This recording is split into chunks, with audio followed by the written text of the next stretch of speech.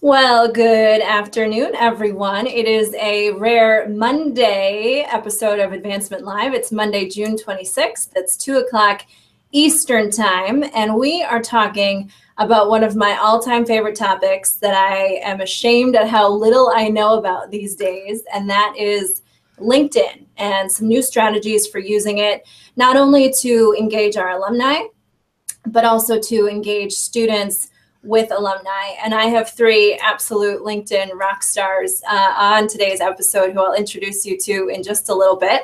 But first, I will remind you that Advancement Live is part of the Higher Ed Live network, and our episodes offer you access to some of the best and brightest minds in higher education. You can be part of the live broadcast that we're doing today, and it's honestly, our episodes are amazing when people weigh in on Twitter, and that is using the hashtag HigherEdLive. If it looks like I'm not paying attention at any point, it's because I'm reading Twitter, trying to tweet, all of the above. But really, if there's a way that you're utilizing LinkedIn or a question that you have for one of our three guests, I would love to hear it, and you can tweet it using the hashtag HigherEdLive. All of our episodes are free. They're easy to access in our video archives at higheredlive.com, or you can take Higher Ed Live with you on the go and subscribe to our Higher Ed Live podcast. Higher Ed Live is produced by M. Stoner. It's a digital-first agency committed to tailored solutions that drive real results. And as you know, an accessible site is a highly usable site for everyone, and we want you to consider making that a priority. So you can do an accessibility checkup with M. Stoner. It'll provide you with actionable information to help you comply both with legal requirements and also improve the performance of 7 major user characteristics. And if you're interested to learn more, we will be tweeting a link right now using the hashtag HigherEdLive. So without further ado, let me introduce my 3 LinkedIn rock stars for this afternoon's episode. First up is Ryan Catherwood, who is Assistant Vice President for Alumni and Career Services. He's down at Longwood University. Prior to joining Longwood, he was Director of Digital Strategy and University Advancement Office at the University of Virginia. And he really, in his work, thinks about utilizing events, about crowdsourcing, about content marketing, email marketing, to really boost alumni participation, student participation, and just does some incredible work down at Longwood. So we're going to dive into that this afternoon. And coming to us from Nielsen, which to me is just so neat to have a guest from the corporate world who started in the world of higher education, is Dan Clam. He is Director of Alumni Relations for Nielsen. This is a fairly newly created role where he's charged with launching a global program to connect Nielsen alumni, people who have worked for Nielsen in the past, to connect them both back with the company and with each other. And he does very similar work that all of us do in providing them with networking opportunities, professional development, career advancement, all centered around that Nielsen community. And prior to joining Nielsen, he was here with me at Syracuse University, his alma mater. So welcome, Dan. And finally, coming to us from flight control with that fabulous headset he's wearing is Michael Steelman. Michael is Director of Alumni Career Management and Professional Networks at William & Mary. And he is charged with designing programs to really boost the professional resources and success for 100,000 William & Mary alumni worldwide. He's been in higher ed for 14 years. You've likely heard his name before. You've certainly heard his voice. He loves to talk. We get an hour with him today. He is Michael Steelman. He was before this with George Washington University and now with William & Mary. So thank you to all of you for joining me on this Monday afternoon. I appreciate it. Thanks, Kim. Thank you, Kim. So let's start with Ryan. Ryan is a face familiar to many of you as a former host of Advancement Live. I had big shoes to fill when I stepped in for Ryan. Ryan, what do you find to be the single most useful LinkedIn feature in your day-to-day work? Well, thanks, Kim, and it's great to be back on Advancement Live. Thanks for having me. I really use LinkedIn for 3 different purposes, and each really has a single tool that I use the most. So when I'm coaching students here, we're a merged alumni and career unit at Longwood. And so when I talk to students all the time about their LinkedIn profiles, we really do go line by line, headline to summary, to which parts of the profile are best to build up and how to connect media to it. So on a day-to-day basis, I spend a ton of time helping students and working within the profiles feature. Okay. As a professional, I head over to the company/university page all the time to research, if I'm going to be in Chicago or London, what alumni are there. I reach out to them through LinkedIn regularly, and rather than through our university tools. And then the last tool I use all the time is the blogging tool. I write a good amount of articles to publish on LinkedIn and find it to be a great space to do that. So I use LinkedIn all the time, but it has definitely evolved over time as far as how I use it. Awesome. And we'll talk a little bit about that evolution shortly, because it really has been, trying to keep up with LinkedIn as much as we can, because there have been changes both in what LinkedIn offers to schools and also in our needs from the platform. But I'll jump now over to Michael. Would you agree in the world of higher ed that you use, that's pretty much what you're using LinkedIn for? Oh, absolutely. I mean, I still think the alumni tool is extremely valuable. There's some changes that they've done. So I still kind of use the old one when I'm coaching individuals in the alumni community, but the new one still has many functions that are valuable to the higher ed community. I also think of LinkedIn as my Rolodex. I mean, that's the old term, but certainly the usage of it on the mobile app, the app's improved. They've addressed some of the connection customization features necessary, and I use it all the time when I'm at an event, about to have coffee with somebody, just make sure I know who I'm meeting, to literally having connections in common and finding that during the conversation. And I find that individuals are using it similarly, so it's not just me using it that way. It's kind of a cultural norm, similar to just searching names on Google and the term Google, Googling yourself or whatever it might be. So I think LinkedIn has become that professional environment app and go-to for many people to connect. I sometimes get messages now more frequently on LinkedIn that aren't even directly to my email. So similar to Twitter and messaging, I think it's become that for myself and others in the field. So awesome. And Dan, in transitioning from higher education into corporate alumni engagement, how are you finding it, or what do you find is the most useful tool for you on LinkedIn, or the most effective way that you use it? So I definitely still use LinkedIn for professional networking in the way that was just discussed. Specific to my role at Nielsen, we're in the process of building an alumni program from scratch. And so when I came into the role, there really wasn't much of a database to draw on to market to. We had about 300 email addresses of our former employees, compared to higher ed, where typically there's a pretty advanced, sophisticated database that you can market to. So for us, we use LinkedIn to do organic word of mouth marketing, and that is through status updates, really. I personally post status updates on LinkedIn regarding our upcoming events. I typically tag local colleagues in the areas where we have those events, encourage them to mention any alumni contacts in their region, and it kind of creates a snowball effect where before we know it, we have 20,000, 30,000 views on those status updates. And then connected to that, we also have an ambassador group within our company, an alumni ambassador group, and we give them templates that they can post to their own LinkedIn status updates to spread the word locally about alumni activities. I'm glad you mentioned that on status updates, because I think when LinkedIn first started, that wasn't a thing. Like, status updates, would you say, were for Twitter, they were for Facebook? Like, nobody goes on LinkedIn to see what's going on with their network. But that, I would say, has exploded in recent years, where that is now a place where you turn to do, as you said, that organic, word of mouth spread. Would you say that's an evolution for you? Absolutely, and that would actually be the most significant evolution. I've seen a shift from the long form content to more short form content. Okay. We're able to reach anywhere from 50,000 to 70,000 people with some of the short status updates. So that's incredibly powerful when you're looking to market an alumni events or get a message out to your community. Brian, is that something you're utilizing, the status updates, more frequently? I know you blog, so that would be something shared in your feed. What would you say about the evolution of LinkedIn for you, and if that is something that you're utilizing?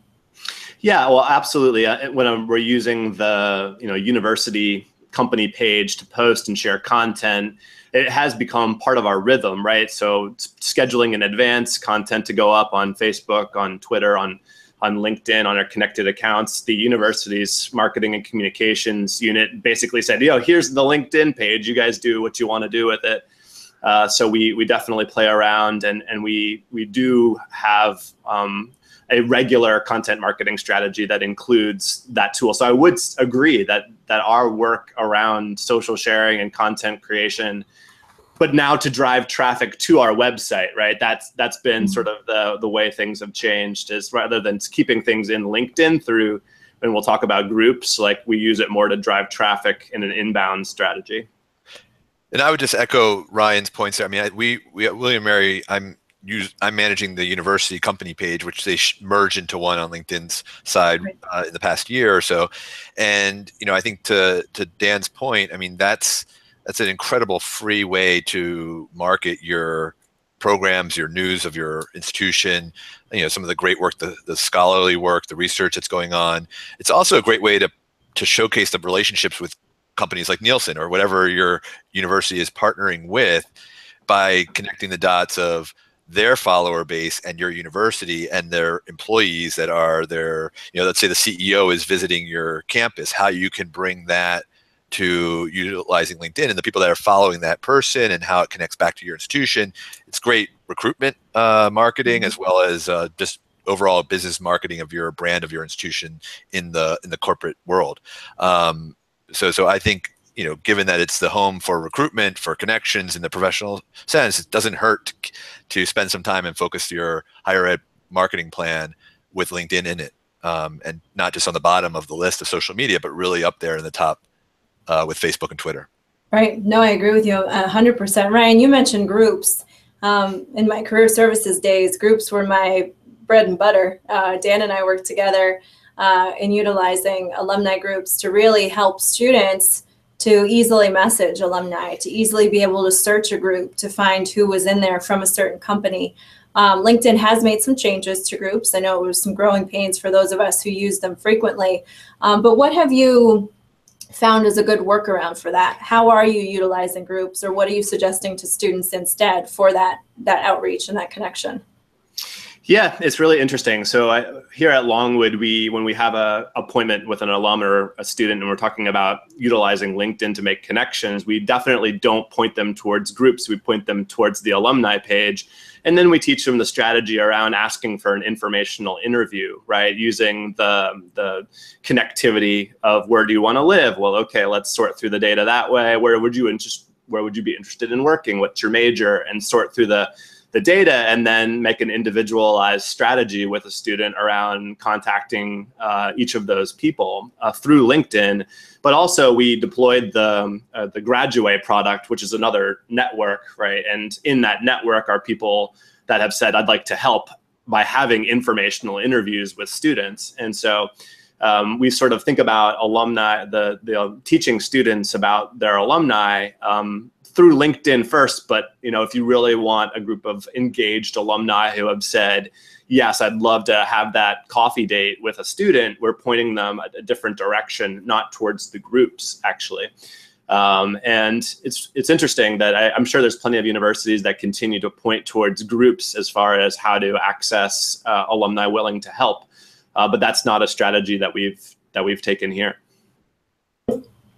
Sorry, my first rodeo, forgot to unmute myself. How about you, Michael, and how groups have evolved and how you're utilizing them at William & Mary? No, absolutely. I mean, I'm a big fan of the groups over the years. I will say that they've shifted so much so that the value has dropped, I think, from where we were using it in higher ed. But I still think there's some value more on the marketing end of group management and less on the discussions that I've seen. So I feel like the thread is not searchable, so that it's really losing some of its ability to find things that are of interest to you as a user of the group.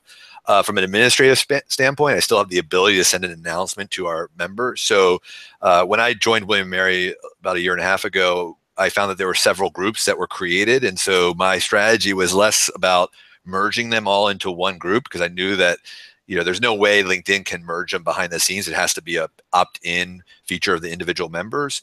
And so I just realized, well, wait, why don't I just keep them as is and just market and cross-market some of the information and send announcements more than once a week by hitting different audiences. You're limited to one announcement in a week. I'm not sure if that changed in the recent shift that they just did with some of the group announcements, but I believe it's still 1 week that you have availability to send. And so from that standpoint, I think it's great marketing, again, to push out professional or related information that's relevant to a LinkedIn user in your community. But I do think that overall, not just in the higher ed community, groups are becoming more and more sort of well, where's the value? Why is LinkedIn even keeping them? There is sign, though, that LinkedIn is still investing into them and wants to keep them. So I think, from whether there will be a new version of them at some point in the year or two, look out for that. But I think that you can still search from a member. You can search a member by name, and you can still message one for free up until a certain number of those per month. So I think that's still very valuable for the informational interview that Ryan was mentioning earlier. But other than that, you can post jobs, but again, I wouldn't depend solely on that. Is the way I look at groups right now. I say it's a supplement to many other things that we are all doing, and so that's how I would encourage users to be in a group, be in many groups associated with their interest areas of affinity, but don't solely depend on those as your main source of information. Follow companies, follow university pages, and so forth. When you're, Michael, approving people to join the group that you manage, are you then sharing that information with your alumni database of record, or is that not something? Because I know that was a big thing a while back, that LinkedIn data is way better than any data that's in many of our databases. So have you found a nice seamless way of sharing that? Well, we certainly use LinkedIn from a standpoint of if we get their LinkedIn profile URLs, we'll put that into we use Advance at William & Mary. We'll put that into the system just so that we can, if we're meeting with a person, a donor or prospect, we certainly can look at the LinkedIn profile that we have on record and connect the dots. We like to opt in information, but we certainly, if it's information that's public enough that we feel it makes sense and it's accurate enough. Like there is in the biorecords world a lot of because it's self-identified, self-provided information within the LinkedIn community. They're still not. They're somewhat hesitant, but I don't think they're as hesitant as they were when it was first off in the 2006 to 2008 range. But I do think from a approving standpoint, I actually have a colleague in our biorecords team that helps me with all the approvals just to make sure that the individual's in our system. So if there is an update at that point, that's when we'll oftentimes actually reach out to them and just have a conversation quickly to make sure that our records are up to date. So it's actually much more of an opt-in type way, but it's also building the relationship and making sure that they know that we're updating our records as they hopefully would want us to. And then from when you set up the templates for when people join groups, you can certainly link them to an update page. And we have found that that was also very helpful, that people were providing updated information using that. I think that's really smart. The templates a lot of times are forgotten about when even if you've had a group for a long time, to go into those tools that you have and to update those templates. And if you have an upcoming event that you want to spread the word out about, every person who's joining your group is going to get a bounce back welcoming them to the group and, hey, here's this event, or hey, update your info. So I appreciate that you brought that point up. Hey, Kim, I was just going to add to that piece. From a data perspective, one of the reasons we went to another platform was to have alumni that has the LinkedIn API attached to it, to have alumni use their LinkedIn credentials to access the platform and say that, okay, Longwood can use that data, and we update our systems that way. And we also use the second platform to measure active users or activated accounts, and we count that at the individual level in our so we put inside our Razor's Edge product the people who have activated accounts in our other network. So it's by using LinkedIn profiles primarily. So that was one of the reasons we jumped out to use another network, was to use a platform that would allow us to get LinkedIn data, actually. Right. Right. So that's a good transition, especially with what Michael was saying. We have access to a database that has, whether they're good or bad, there's lots of email addresses in there. We generally know where our alumni are. They sometimes tell us where they are. That is something that is not the case in the world of corporate alumni engagement. And Dan, you know where I'm going on this one. In launching a whole new program for Nielsen, you didn't have at your fingertips thousands of email addresses for former Nielsen employees. So how has LinkedIn played into your strategy, and what might we in higher education learn from that when we have horrendous email data at times? Talk a little bit about how you've utilized LinkedIn to get around the lack of email addresses. Absolutely. So in addition to some of the word of mouth marketing through status updates, we've investigated LinkedIn's paid solutions. And as of the last 5 or 6 months, we've started to use sponsored InMail. And sponsored InMail, if you're not familiar, is essentially where you can send a private LinkedIn message to a targeted group of people. So Kim, if you want to send a message to every Syracuse alum in the Atlanta area who is working in engineering, you could do that. Or if I wanted to send a message to every Nielsen alum whose job title is Director of Research, working at a company of more than 50 people in the southeastern US, I can do that. So it allows you to be extremely granular with how you target people. And what's more is that these messages get delivered only to people who are logged into the platform. So you're not paying to send out hundreds and hundreds of emails and InMails. You're going to people who are actually logged in, who will most likely read them. And so in my experience, we have an open rate of about 65 to 70%. Ooh, Nelly, that's great. Way above anything that I've seen before. We have a click-through rate that's around 30%. So these are highly active people who are actually really engaging with us. And the way that we've used this is, in the lead up to an event that we'll be hosting. For example, next week we're hosting our Nielsen alumni launch event in Oxford, United Kingdom. So for the last 6 weeks, we've ran a sponsored InMail campaign targeting all alumni within, I think, 50 or 100 miles of Oxford to let them know about our reinvigorated network and about this event that's happening. And so we really see a direct purpose in marketing that way. And then, these are people who click through and actually end up signing up for the event. So for us, that's been incredibly impactful. Wow. And then obviously when they're signing up for the event, you're able to capture the email address, the updated email address for that Nielsen alum. Exactly. And then we'll have that information going forward, so we won't need to pay for the sponsored InMail in the future. Michael and Ryan, have you dipped your toes at all into paid opportunities on LinkedIn and / will you, now that you've heard that open rate makes my heart pitter patter? 65% is pretty unheard of in our world of sending emails. Well, we tried the paid content advertisement opportunities, and I'll talk about our LinkedIn Influencer Week we did last summer. But we used that paid advertising opportunity to share content about that webinar sequence, and we found it to be marginally helpful, I think, as far as driving traffic. We have not tried the InMail feature yet, but feels like a natural way to try to reach alumni, right? At least to segment a little bit deeper and see if you can get some more conversions for registrations. Michael, any thoughts on that? I know many of us are not lucky to have a ginormous budget, but I think, Dan, the cool thing that you and I have talked about in the past is that we're not talking thousands of dollars here, right? I mean, this is accessible. So I dabbled in some of the ads early on before the sponsored InMail ability, and we were actually finding good success in that. And you could do similar targeted marketing with ad placement. You can still do that, and that's relatively inexpensive. I mean, it's more expensive than, say, Facebook ads, but I think you'll find that you'll have good return on some of that investment.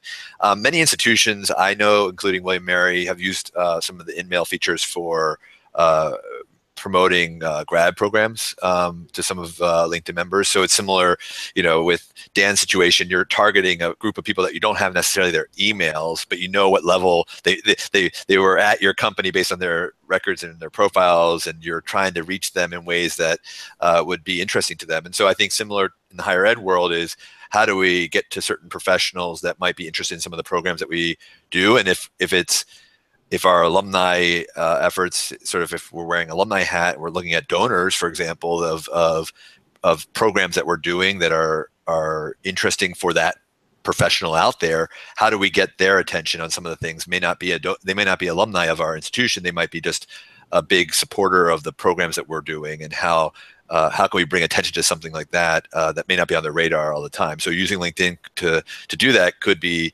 based on some sponsored in-mails that would direct things to them that we don't have access in our systems to do.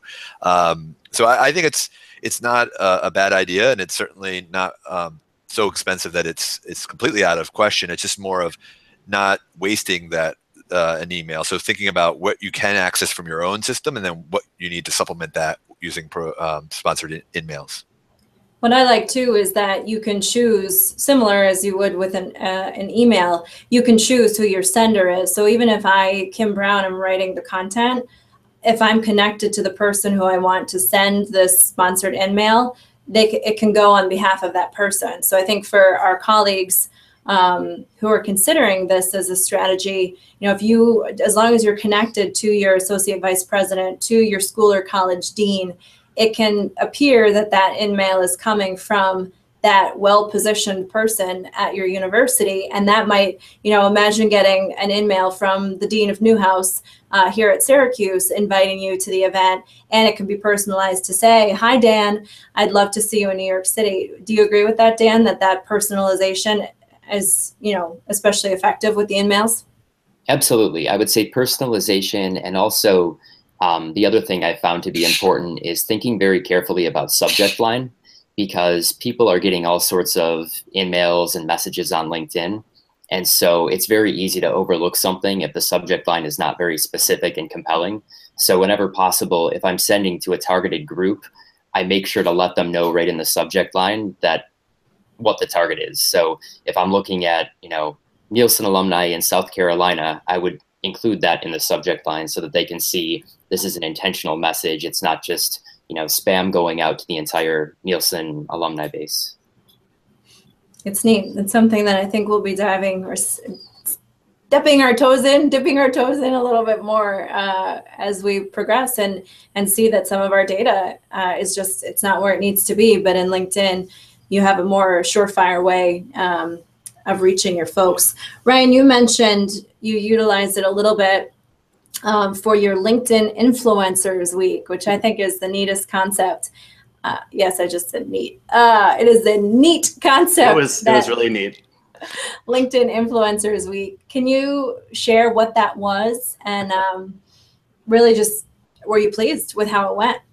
Yeah, so it was really interesting. And one of the ways I feel like it was the most powerful way yet that I've seen LinkedIn work was to partner with 4 people who have that LinkedIn influencer status, the little blue influencer logo, the CEOs. But we found a few folks who are career coaches and thought leaders and working in the employer relations space, and we partnered with them for a week of webinars. So one influencer for one webinar, and in addition, they wrote their own articles promoting the webinar series in their pieces.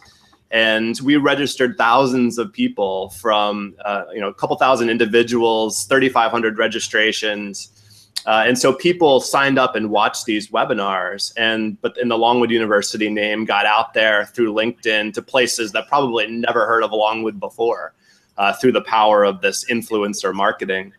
And we thought it was a really great experiment. The one thing we were disappointed in is it didn't seem to resonate all that well with our Longwood alumni. It seemed like a much better opportunity to get the brand of the university out there than it did to actually get alumni engaged and watching the webinars live and participating. We did have some, but by comparison, the vast majority of folks were participating from places near and far. That's of course due to the networks that the influencers had, built on LinkedIn. So it was a really fun thing to try, and we've since partnered with one of those influencers to provide us with micro content throughout the year. A couple videos with career tips, and that allows us to have that content for our websites and to share on social media, including LinkedIn. And I found too, you mentioned at the beginning, you're a very prolific blogger on LinkedIn. It's a amazing space to write on. I mean, and the stats you'll receive and the notification that goes out to your network.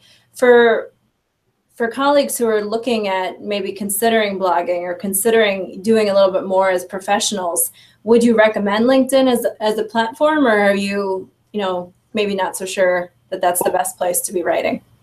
Well, I did have my own website for a while, and I did find that LinkedIn was sufficient. I didn't need my own personal website for blogging. I have one for my podcast, but I don't publish articles there. I really do just publish articles on LinkedIn. And I do find it to be a great place for people to write and to get their ideas out there and to really try to add content for conversation around advancement and engagement. And people have had great thoughts to share and have reached out offline to ask questions. Yeah. And I find it to be the best place to develop connections and participate as a help add to the conversation around our line of work. Dan, I know you've had some nice success with your posts as well on LinkedIn, right? Would you agree that for colleagues looking to kind of get the word out about what we do, or put our own professional names out there, what have you found with utilizing LinkedIn in that way? Well, what I found to be most useful in the specific position that I'm in now is getting the word out within the Nielsen community through LinkedIn. So I've had colleagues reach out to me.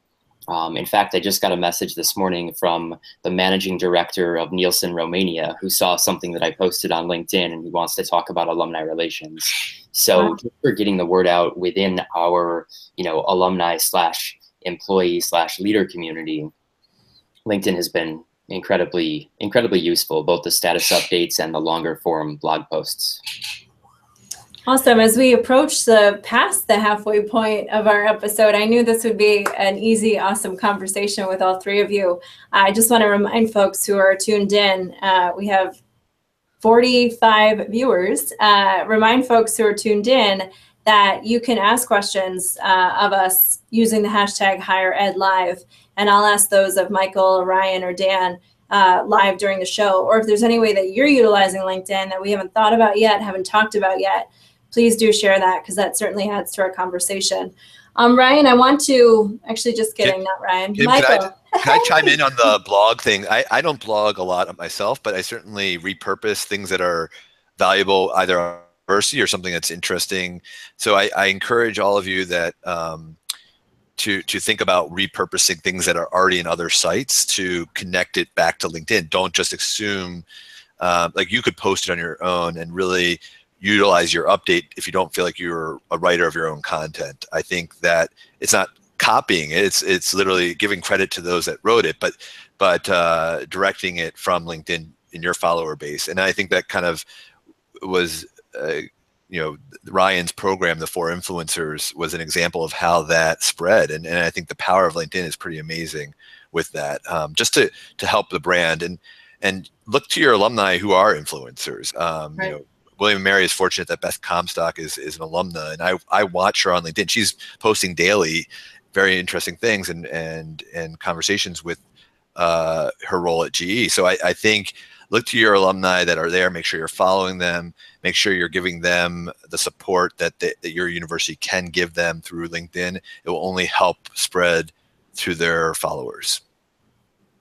Awesome. Well, that transitions into my question for you, Michael, which is, you have the sign right behind you. How does LinkedIn enhance the work that you're doing down at William & Mary and support that whole concept of one tribe, one network? I know you have Tribe at Work, you have Hire the Tribe, you've done online programs to leverage the tribe, all of the tribe things. We like the tribe. Yeah. We're believers. Well, and it's funny because I think of LinkedIn as a tool that I don't think a lot of alumni career professionals would be where we are today in the programming, less the counseling, more the programming side of things if it weren't for a tool like LinkedIn. And I think alumni relations shops today would be a lot smaller in size or I would say it would be a lot different without a tool like LinkedIn. directories were really what alumni associations were providing for many years, and LinkedIn came and kind of found the alumni and got them all together. And the way I look at LinkedIn is really the hub for which we can pull our alumni back into the institutions and engage them in ways that are meaningful. And so my area is around professional programs. And so the more I can program where they are, whether it's workplace or industry affinity or through their connections online, and kind of meet them, that's how I use LinkedIn. So Tribe at Work, it's easy. You use the alumni tool, pull up who's at what companies in what major cities, and start to build those relationships with individuals there that you may already know, and provide them the list that you see that they have access to as well. And just say, here's what LinkedIn's saying. What does your own company say? And let's get all these people together. So I really like to get our alumni networks similar to Nielsen. It's like, how do I get our alumni at our workplaces to be great connections for the institution and for each other? How do we help them build the retention at that company for one another, the recruitment of that company? And so it's a win-win for hopefully their employer, the individual, and the university.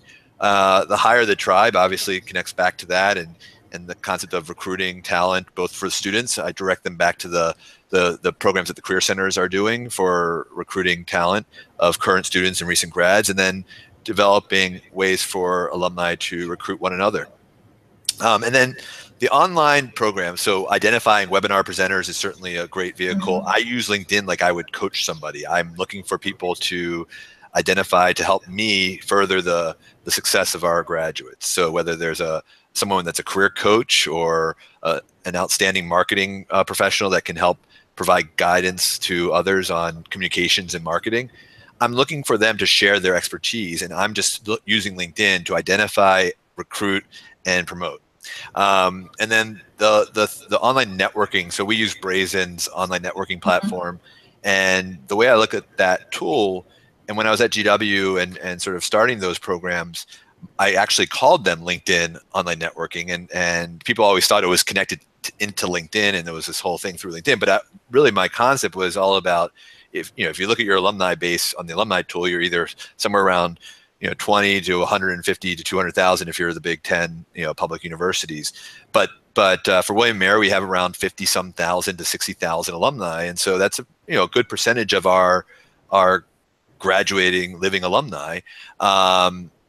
Especially the workforce ones that are professionals networking. So for me, that's my audience, and how do I connect them? So if there's an event every month, at least one, that I can bring them together virtually and say, you're going to meet each other for 5-10 minutes and then follow up with a connection on LinkedIn. Then when people use that searchability of the alumni tool, they'll realize that second connections that they met at these other events are going to help build those relationships that are going to further their success. And so that's really the goal. Sorry, that was long-winded.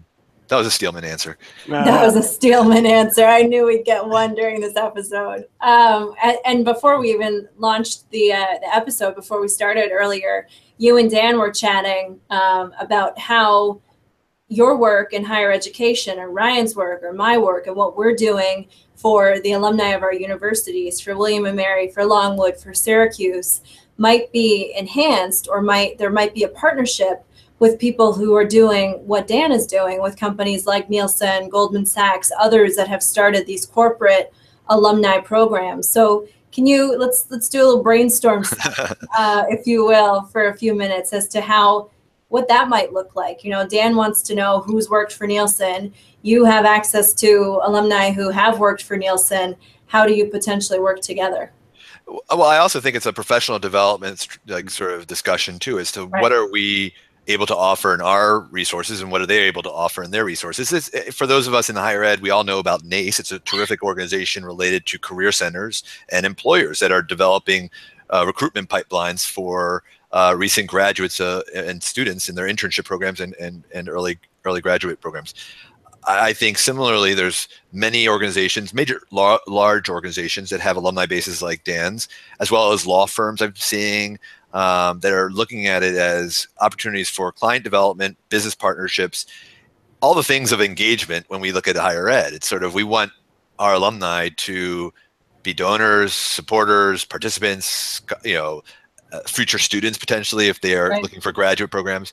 And I think a lot of the employees of some of these companies that that Dan and his peers are working for would be great partners potentially for some types of organizational events, whether it's industry related or online related or recruitment events potentially too.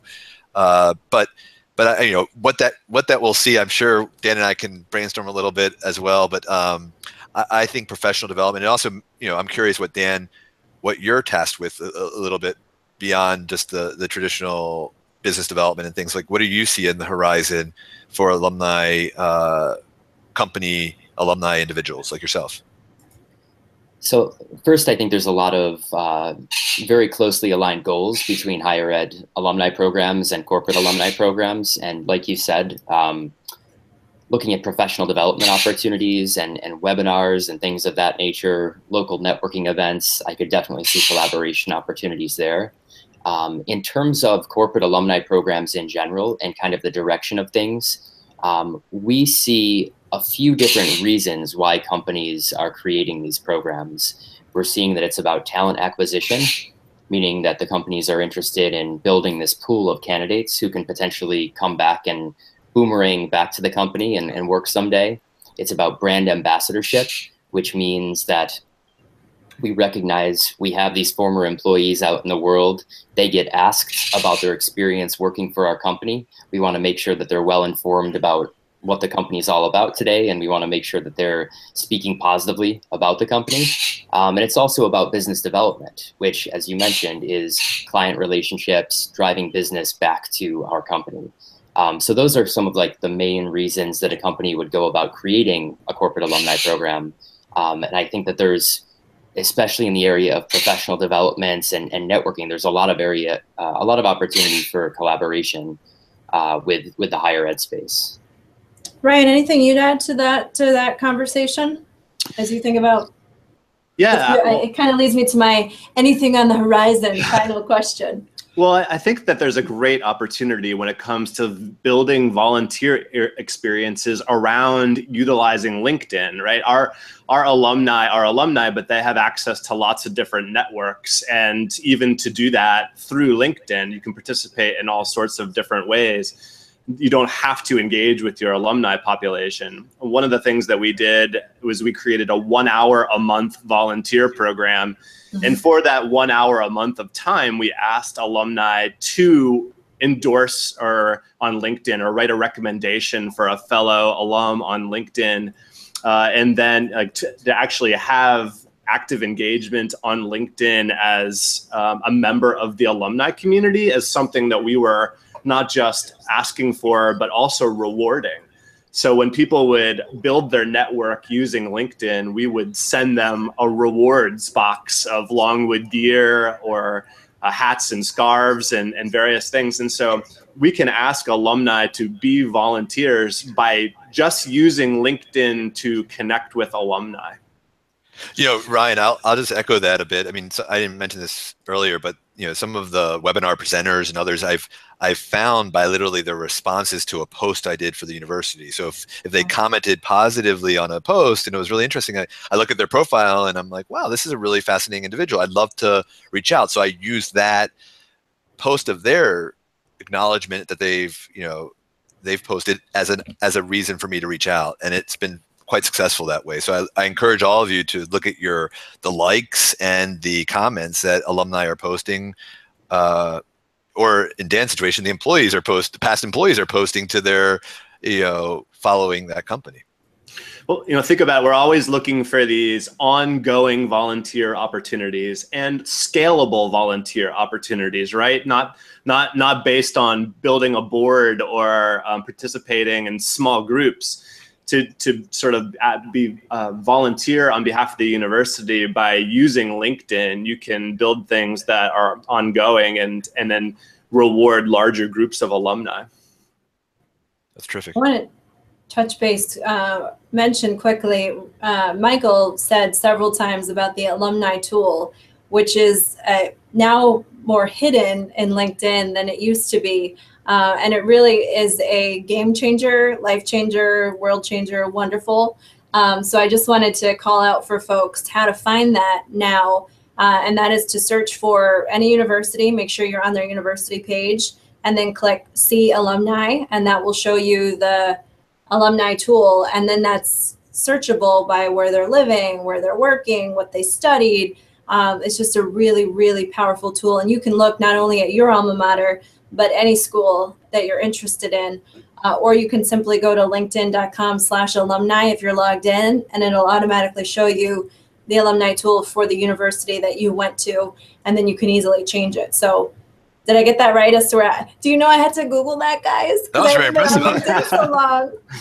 That's so awful. How are you doing digital engagement without LinkedIn? Oh, I don't know. What's going on up there? Twitter. Kim's expert of Twitter beyond anything. She was who got me onto Twitter. So, but you know, that was perfect, Kim. You said it perfectly as far as how to get that alumni tool.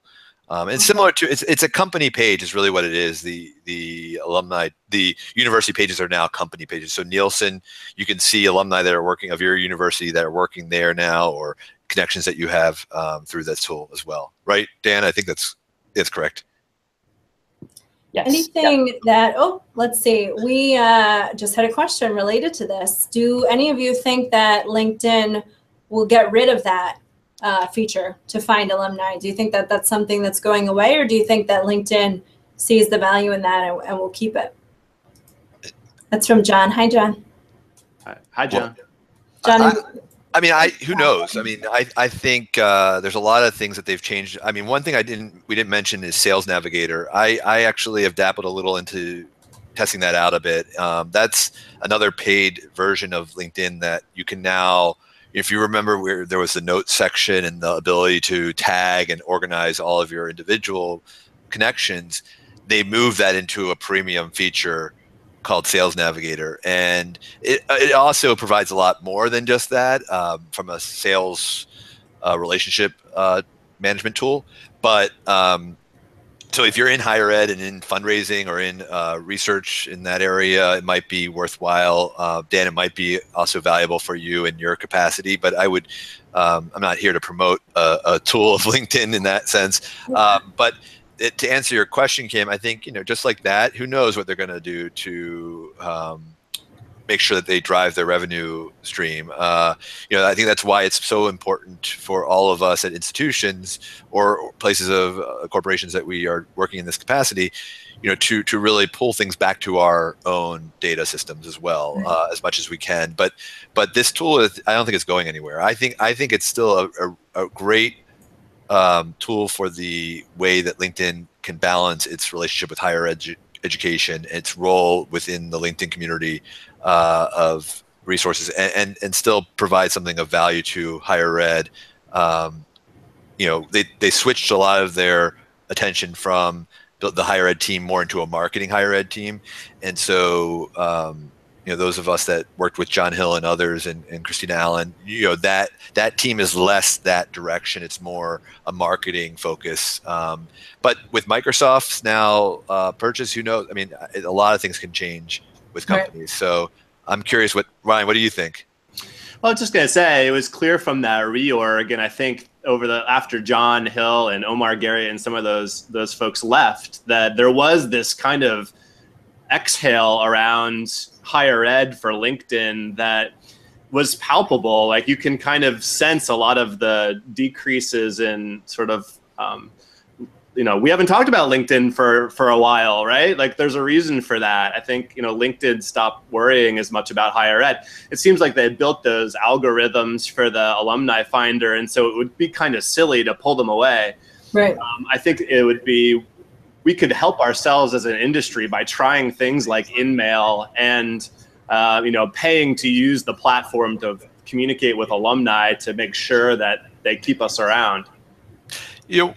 One thing to add too about the horizon of where LinkedIn and I think higher ed and I think Nielsen and corporations like Nielsen will be pivotal in collaborating with tools like LinkedIn is the data that they have, the ability to help economic revitalization in certain areas of this country and the globe. And the importance of where higher ed stands in providing the leaders and talent for those companies and economic development. And I'm seeing gatherings on, they're hosting events to bring in the thought leaders on a lot of expertise in that area, whether it's in specific cities or on issues of diversity and inclusion or other things that are out there from, you know, what they provide in their data. And I think that's going to be a area where higher ed can partner with LinkedIn down the road, or they are existing right now, but partnerships. But I think continuing that related to academics, talent, and opportunities that we can be doing in our cities and workforce. Awesome. We have a few rapid fire questions coming in at the 11th hour. The one thing I think we can cover pretty quickly, Michelle's asking about advanced search in groups. Is that totally gone? I believe it is, but you're the experts. Within the groups, you mean? I'd have to go to one and look. Yeah, I think you can't search anymore within groups. You could search by name. If I knew that Kim was a member of my group, I could search Kim Brown in the group and pop up on that. But you can go into, they got rid of sort of the advanced search and just, it's like one bar. And the whole idea, it's like, you know, it's like all of these search tools, Siri and others,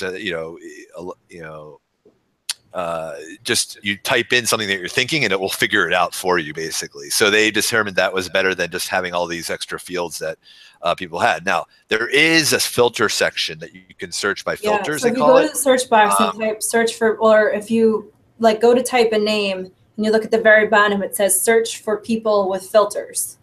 So you can search school there. You can't search groups the way that you used to.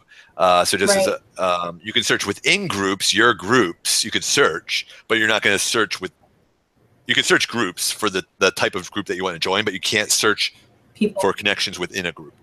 And then John in Minnesota is asking Michael, for you, any advice in managing that combined university company page or schools that you look to, or anything you've seen that's particularly effective?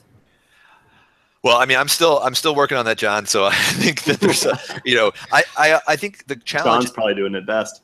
This would be good for Ryan and Dan to chime in too, because you both have great experience at different higher education institutions as well. And Kim, in your role, sort of getting the buy-in from the social media leaders on the campus is still a struggle in some ways. Not that they're not supportive and want to help, but they're not using it the way that they're using Twitter and Facebook and Instagram for the university. Because I think the follower base tends to, on the younger end of the spectrum, tends to be on those Facebook, Twitter, and Instagram for promoting admissions and other early, you know, current student type stuff. Right. But I think the audience that we have on the alumni, the university company page, is pivotal for branding the institution, similar to what the brand ambassador role and all the things that Ryan's doing at you know, a lot what, you know, the influencers program. That is perfect example. You know, it's how do you get the brand of your institution in the mindset of so many. So I think partnering with internal colleagues in content development and utilizing the right types of posts to drive that on a consistent basis as frequently as possible is key. Because the more you go into these 2-month gaps of we posted one thing one time and then 2 months later the next thing, it's you're not getting the most out of that free tool. Right. What are your thoughts? Others? Dan, Ryan, final parting words. I was just going to say, you should definitely add sharing from the tool to your regular flow of content sharing, you know, as you're building your couple Facebook posts, your 4 Twitter tweets, you know, add a post or 2 each day for your university page, and try to create, you know, to have a content marketing strategy that drives traffic back to your website, whether it's sort of influencer advice-based articles that are written by alumni bloggers. You know, we've tried asking alumni to contribute advice-based content to share, or whether you're partnered with a LinkedIn influencer to create content and share it. I think the future is all about harvesting and then harnessing the power of content on LinkedIn. Awesome. Dan, anything? I know Dan's a little under the weather, so any final words? No, I just think that the future of LinkedIn, at least from our perspective, is looking at some of the paid solutions. And since we've had so much success with sponsored email, looking at sponsored content, which Ryan mentioned earlier, and looking at some of the advertising that we can do to reach a mass audience and promote some of the activities and events and online initiatives that we have coming up.